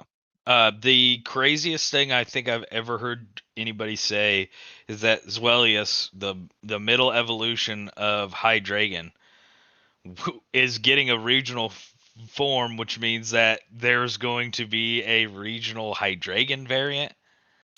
Well, think about it. That's gonna be awesome. We're sitting. Quadrupedal Hydra heads. Yes, That's what I want. we're gonna be setting Greece, so we got. This region's Greece. I'm pretty positive, yeah. Oh, dude. So this is these are gonna be This some is the cool Hydra ass that fucking Hercules Pokemon. fought. Yeah. Because it's probably going to go like Dragon Poison at that point. And what we've got Nagandal. Set in an expansive tropical archipelago region heavily inspired by Southeast Asia. Oh. Southeast So- Asia. Yeah, environment heavily borrows from the geography and cultures of Indonesia, Malaysia, and the Philippines, featuring a sprawling open world map filled with lush jungles, volcanoes, tropical vast ocean areas is what I'm seeing. Okay. Last I heard it was based in Greece. But Okay. that But it's all sucks. rumors. It's all rumors and leaks, so nothing's confirmed. So Yeah. Honestly, I could still see it end up being Greece, because Greece is a lot of like islands and beaches and everything like that still too. But so I'm gonna hold out on some copium for that. Yeah, I'm very excited, especially 300 plus new. That's already got my fucking blood boiling, bud. We got the blood pumping. Yeah. I'm ready. No, that'd be cool. Yeah. I mean, if it was Southeast Asia, that'd be around like Vietnam, Thailand, Cambodia, Taiwan, Philippines. I mean, it would still be a pretty cool area, but not as cool as Greece, I don't think. on July 9th, there was a Mewtwo Y raid a Mega Mewtwo Y raid in Times Square. Yep. Regarding the 300 new Pokemon number, includes new Pokemon species, also includes new regional forms, doesn't include the new weather forms, doesn't include Pokemon with multiple forms like Alchemy. They are only counted once. As they should be.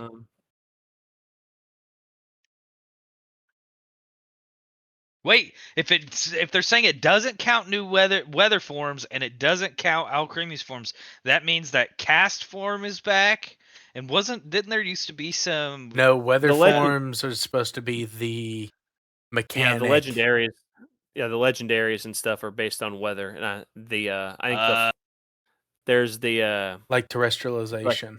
the infinite Pokemon we talked about. The Seed. Remember we've mentioned the Oh Seed before? yes, yeah, the little guy that you're gonna carry around like Nebby. Nebby. They're not going to be able to introduce all 300 at once in Pokemon Champions, which I'm fine with. No big deal. It didn't even release all the Pokemon we've got now in the Champions. Yeah. What are they talking about? Obviously, the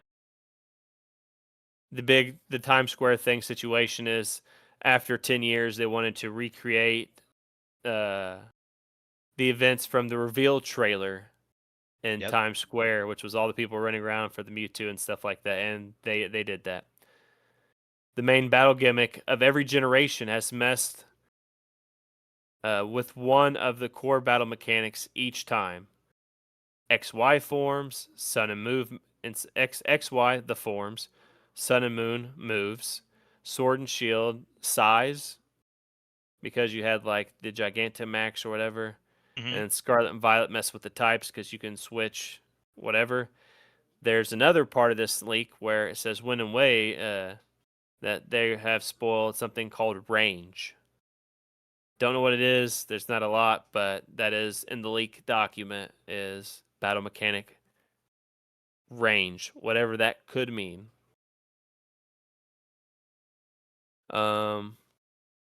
Huh. I got a speculation on what that could mean. Go ahead. We've either are going to have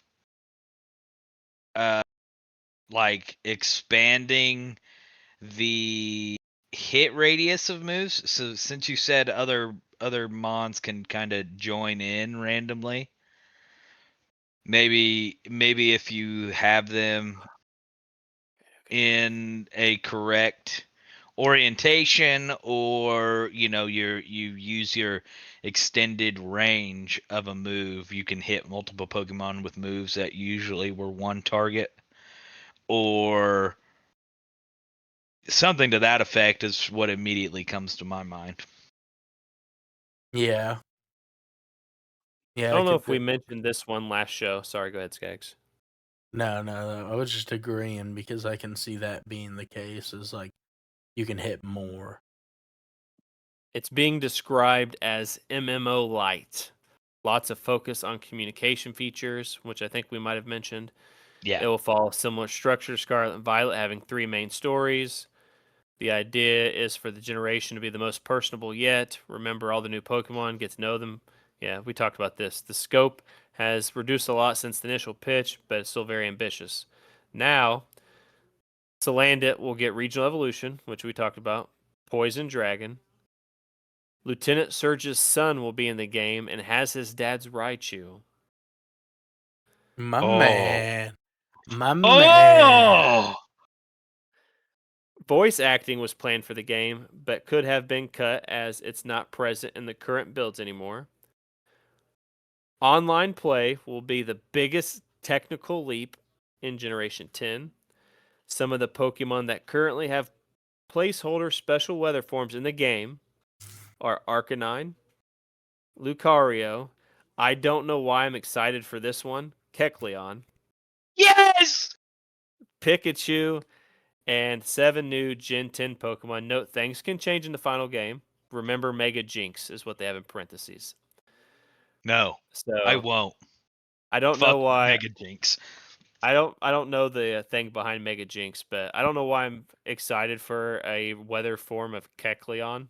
Because Kecleon is awesome and He's the nobody homie. wants to actually admit to him being awesome. A lot of the development team has already moved to the DLC, codenamed Zeus. Note, the main game name is codenamed Gaia, based around gods and goddesses. Wind and Waves will be an ambitious game, and the delay to 2027 was just due to needing more time to finish the game. Wait, so it was actually supposed to be out this year? Yes. DLC 1 and 3 will include new forms. DLC 2 will be entirely focused on cosmetics. Once again, everybody, leaks and rumors, grain of salt. Hold on a second. So you said it's called Gaia. It's Nick. codenamed. It's Codename Gaia, and then codename Zeus. Yeah. is for the DLC. Yeah. So Gaia, the primordial earth mother of life, and then Zeus, the father of the heavens. So the DLC is gonna be like in the sky and shit, wind and waves and No, fucking. I think it's all just like Greek themed. Okay, I don't Uh, know. The terrestrial shit is pretty sick.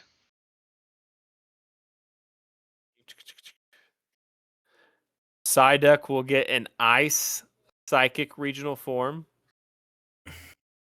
It will also get 2 brand new regional evolutions, thus turning it into a 3-stage line. So treat that Okay. as a rumor, as it's from less reliable source, but Psyduck needs some love. Oh yeah. Yeah. So the Wind and Wave starter typings rumored are Brout will be grass and ground, Pombon will be fire and fairy, and Gekwa will be water and psychic. Okay. And I think that is kind of the last real leak. So encompassing all that, what do you guys think? I'm I'm excited. ready. I'm so utterly excited. I hope it's So half as good as they say it is. I got high hopes for the 30th anniversary. My goal is to somehow finagle a Switch 2. I don't know how yet. The new internet is giving me a digital $200 gift card, so there's that. Ooh. But I don't know. Still trying to finagle a Switch 2. So we'll see if that comes to fruition. They have a really cool Pikachu Gengar controller I want to use for champions, as obviously when you play with the Joy-Cons, not on the Switch for long periods of time, you lose battery power. So timing is limited. So it's been a while since all 3 of us have been here.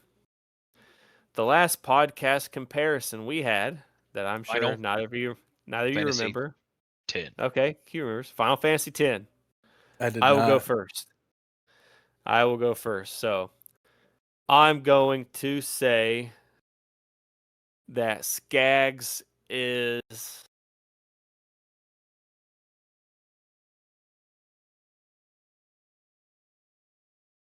Awesome. we are going. Actually, I'll go Q first. Q is kind of Waka. And Jordan seems to think like Waka is one of the worst Final Fantasy characters ever. I like Waka. He's very humorous, although he's does hate the Albed for reasons, because his brother Chapu died using Machina, which Albed uses Machina, etc., etc. Play Final Fantasy X if you want to know more. But I think Q's humor and just the personality that Waka has reminds me of Q. Also, the combined you two together is Luzu and Gaza, which you can look those guys up. They're normal people. And there's also some Ronzo brothers that pick on Kamari that I think Q and Skaggs could probably pick on someone smaller than them at some point in their school career, maybe. Skaggs, I'm going to go evil. And we're going to give Skaggs Maester Seymour. Just Maester Seymour he's a summoner, and one of the Aeons he summons is Anima. And that seems like one that Skaggs would use. So I'm going to go Maester Seymour for Skaggs. As for myself, there's not really an all-encompassing like wise person like you guys have said. Like I remind you of Iroh when we did Avatar, Master Roshi in some aspects, but I'm going to go Auron. He's my favorite Final Fantasy character. I could see myself being Auron in certain aspects of my life and Auron's guiding Titus on this, or Titus as the Final Fantasy people will know him as his real pronounced name. But we're going Titus because I said, and This is better. or Auron's guiding Titus on this journey or whatever, ultimately to where Titus is supposed to become the final summoning. But you know you got to find out the story of Final Fantasy X to fully understand everything. So I go Auron for myself. Go ahead, Skags or Q. I have never played a single Final Fantasy.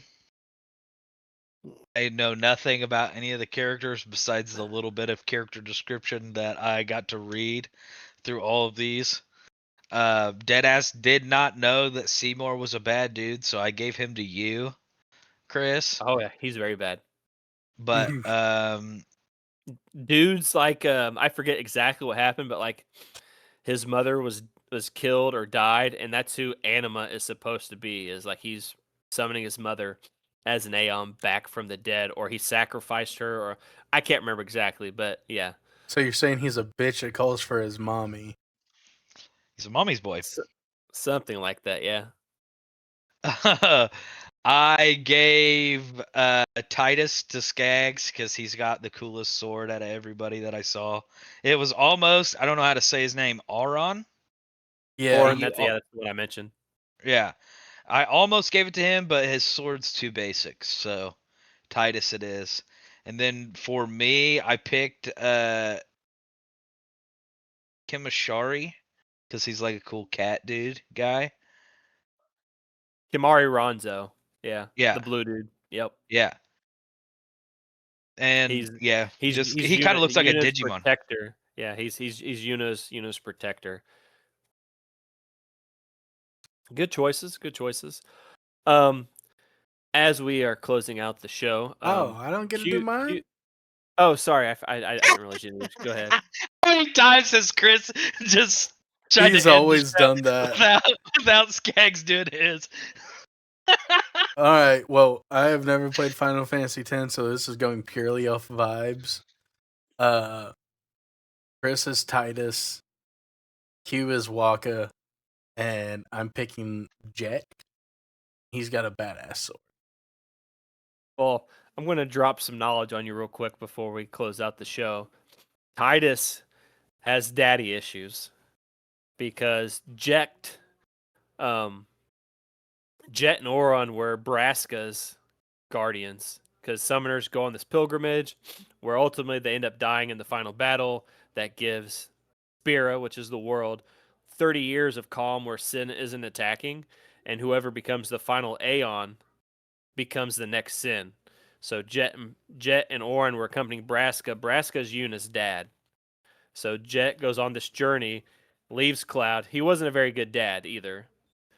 So Cloud, like, there's a whole bunch of cutscenes where Cloud's whining about his dad, and so Jet goes on this journey, becomes the final Aeon, and becomes Sin. So when you're playing through the events of Final Fantasy X, you're actually fighting your dad multiple times. So Titus has daddy issues, which is kind of funny, and Jet is not a very good father. So you end up fighting your dad and killing him like 4 times as Sin or something like that. So Wait, so Final Jet Fantasy X, is Titus's dad? yeah. Oh. That's great. It's a very complicated story, and it really took me playing it, and then when I got older, like reading the explanation of the story to understand it, which I'll do a video at some point on my YouTube channel probably explain the story. But it took me a lot to understand the story, so Hey, I mean, fuck it. That hey, they both have a proponent for really cool swords, so yeah. Yeah. It is Jordan's least favorite Final Fantasy, and I understand why his reasons. I understand how some people could feel that way. It is my favorite Final Fantasy. But we're not going to do a comparison for next show. Q has some Psycho-Pass work to do. So Q is excluded until he finishes Psycho-Pass. Okay. So what me and Skaggs are going to do is I'm going to pick an anime for Skaggs to watch in his free time. It will be a shorter one, just like me and Q did. And then Skaggs can also pick one for me. So the one I'm going to pick, you go first. pick one for you. So At least the season. I don't mind watching a whole season. If it's short episodes, I don't mind watching multiple seasons. Like there's some anime that only got like 8 episodes or some shit like that. Did you ever end up watching Revenger? Not yet. then that's what I choose.